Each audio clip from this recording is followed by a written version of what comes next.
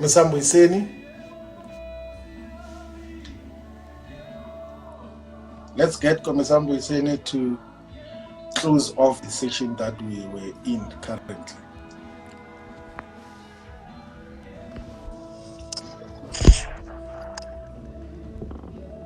I'm here. Can you hear me now? Yes, I can hear you.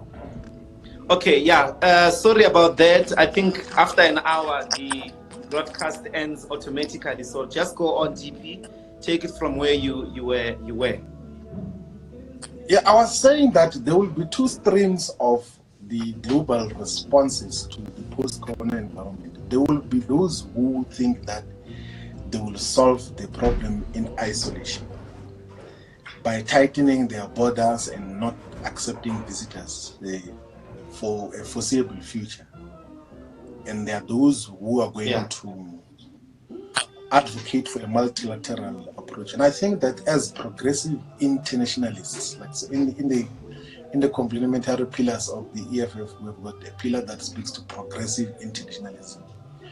We should advocate for a multilateral response in terms of healthcare provision, and we can actually gain a lot of victories for the working class and the poor, because once we call for a globally integrated and monitored healthcare system, we will easily be able to advocate for the provision of proper shelter for all the people.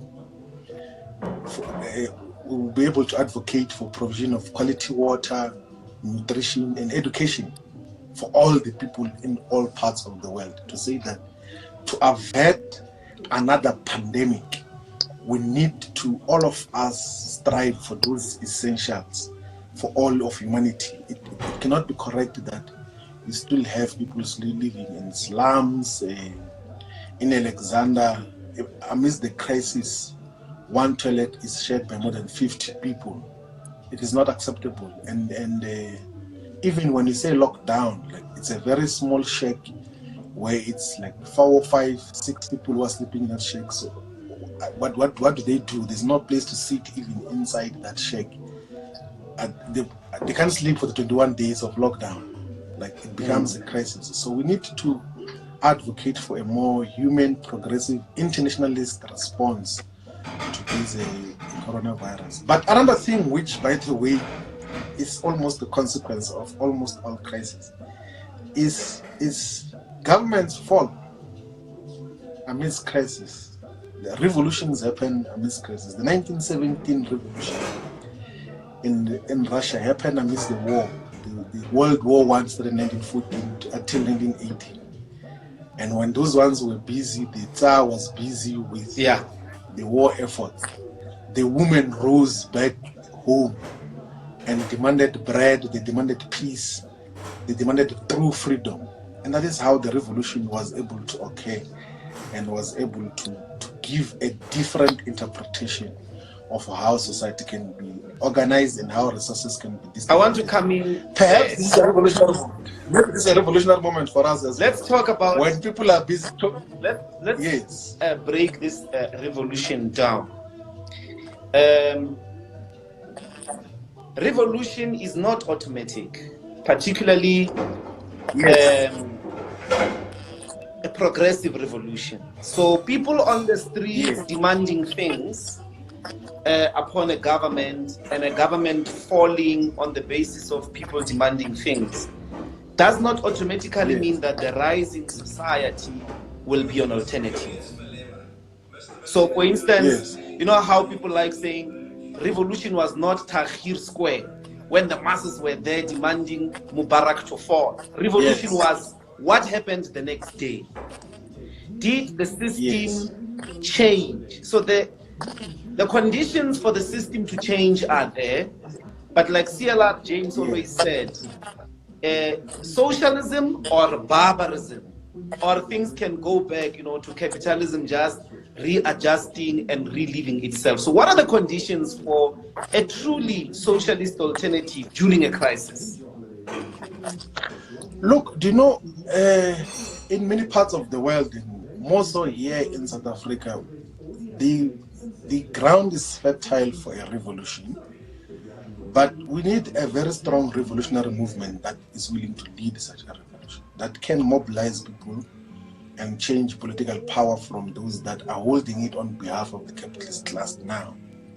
So, like, even if the conditions can be fertile, even if governments can lose legitimacy like they did in Arabia, in most parts of where there were the so-called Arab Springs, like the conditions were ripe for revolutions to happen, but there were no revolutionary movements that could change. They were just substituting the previous establishments. They just wanted to be the ones that say, no, let's continue with what was there before in terms of what happens. So revolutionary movement always present themselves, but without a revolutionary socialist movement, you will not be able to achieve a thoroughgoing revolution. So in the war period, a lot of governments could have easily fallen, particularly those that were not doing well during the war season. But there were no revolutionary movements. But Vladimir Lenin in Russia led a revolutionary movement because there were revolutionary conditions that were existing in that particular period. There exists a revolutionary moment here in South Africa and conditions. We have to then deal with that. I think that discussion belongs to the Central Command team. But I mean, people want to because one thing which you understand is that, and not in a pessimistic way, these people won't be able to lock down and sustain South Africa stable for 21 days. And it looks like in 21 days, if we have to extend, it will be very difficult for them because they are in an extremely compromised fiscal position. Like they don't have money, they've got huge debts, like they have to pay, they only pay interest now, almost 200 billion every year, paying interest of more than 3 trillion rands of debt which they have. And their borrowing capacity has been significantly reduced by the downgrading now. So they don't have money to borrow anywhere. And the contingent reserves account has got very little money. It can sustain South Africa for a very long time. Okay, let's say the foreign exchange reserves account. Let's say even, I mean, we're talking consciousness here. And this is one of the important opportunities to sort of give people alternative consciousness to the effect that they start thinking differently about the world. What will be that message for the people that are listening now? They've got access to people and so on and so forth. One, what is a socialist alternative? Should we want to, have it post-corona world? What are the economic policies? What are the political policies that should be advocated? If things fall apart and they rise with socialism, with a much better world, equal, better access to healthcare and all those things. What are those? What will that post-corona socialist alternative look like? Forget the movement a bit. Yes. Just the idea of that world. Sell it to us. Sell it to us. I think a socialist, a post-corona movement and socialist society should be defined in our neo-colonial capitalist state in Africa, should be defined by some degree of productive sovereignty in terms of the development of productive forces. Because Africa has not been able to do so. We can't produce anything. We can't produce our own food. We can't produce our own medicines. We can't produce our own clothes. We can't produce our own cars.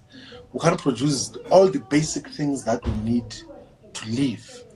And we need to advocate for a world where we've got some degree of productive sovereignty and independence to one, feed ourselves. Like we must produce, we've got enough arable land in the entire African continent. Let us invest in agriculture and give land to our people. Let us take land and give it to our people so that we then produce our own food and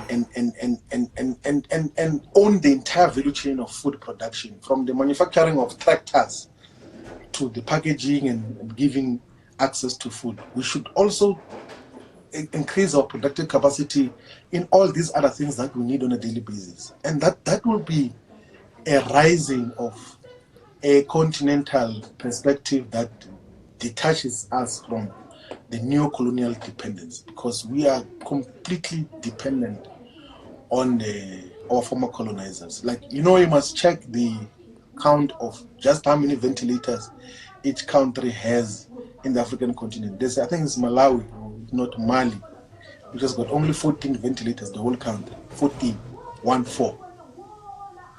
And they have no capacity to could produce that. There's a global demand. The bigger countries are taking that.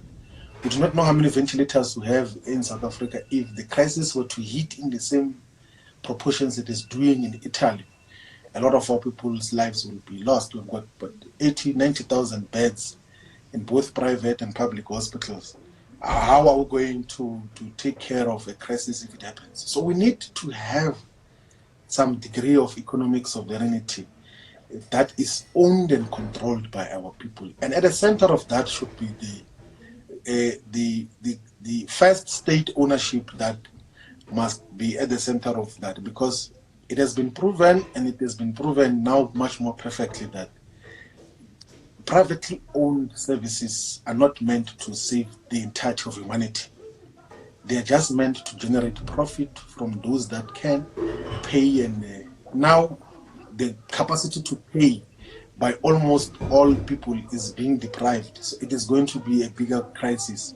So we need a socialist alternative that is going to take care of humanity, develop all of us, and we thrive. And we must never, I know in South Africa we've got the temptation to be isolationist. Like, we always think that we are more important than the rest of the African continent. We almost think that it must only be us who are safe, then the rest can die. Yeah. It can never be. This is the time for proper pan-continental, pan-Africanist response to the corona crisis, to the global crisis of capitalism.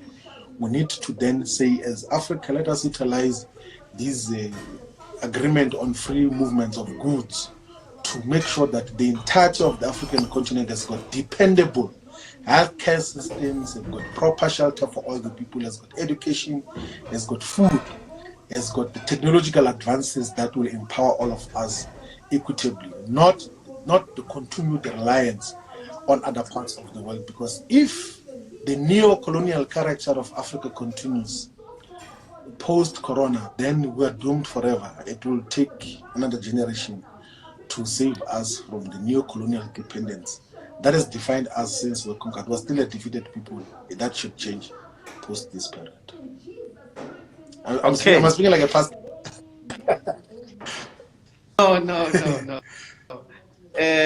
No, I think maybe we can stop it here, DP. We want to maybe then communicate our gratitude to everybody that joined us. The Deputy President says, a post-corona world, one, Africa must unite.